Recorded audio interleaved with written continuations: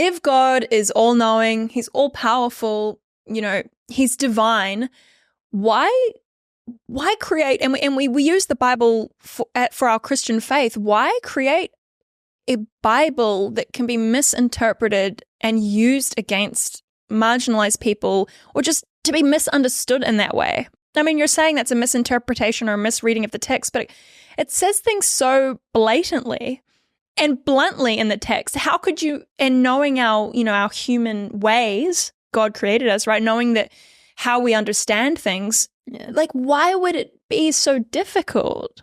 It's so difficult to sort of adhere to the Christian faith when the text says this.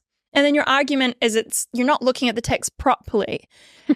Yeah. Sorry, but just to be honest, that's totally fair. It's like, so much evil has been committed in the name of Christianity. There's so much hatred towards gay people because of these texts that have been quote unquote misinterpreted, or this has been misread. Like, why not just make it simple, Jesus? It's something I ask God as a theologian and a historian. Like, what could you bring into that? I don't expect you to have all the answers. Well, I mean,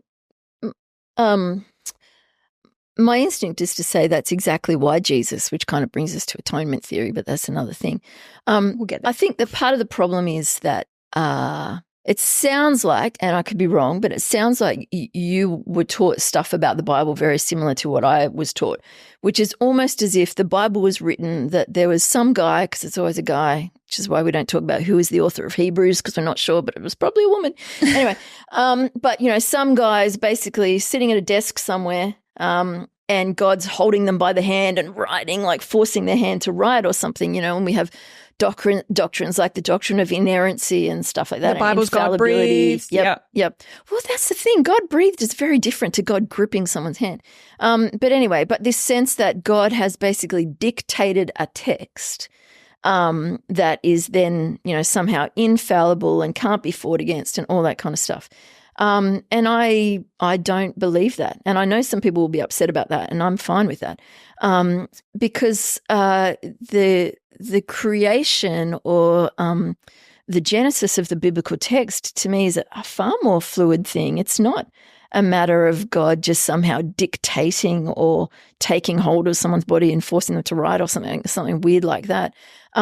It's very much the people of the time, through a whole bunch of cultures over thousands of years, trying to grapple with and understand what it means to follow this God that they're believing in and experiencing in different ways, to understand who this God is and what it looks like to follow this God in the light of the culture of their day, which is why, the creation texts look so much like Canaanite and Babylonian and Egyptian creation myths from the time, because they're using the culture and the language of the day.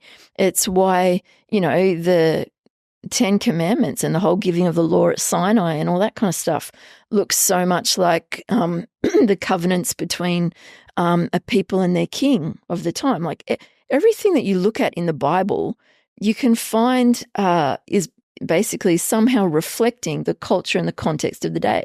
So people are using the tools that they have to them at the time to try to explore what does it mean to follow this God. And a consistent theme is, well, it doesn't look like being a selfish bastard, and it doesn't look like abusing and exploiting other people. And there's a trajectory of realizing more and more, hey, wait a minute, what if other people, are not my enemies and not made to be exploited by me or used by me, but are my equal, and the whole goal is for me to love them and treat them with dignity?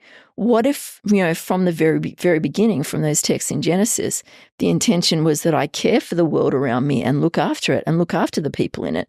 I think that's the wrestling that's happening with Scripture. And in the midst of that, people say some really offensive things. Like there's whole sections of the Bible that are just super offensive as people are wrestling with what obedience or bearing the image of God looks like in their cultural context at their time.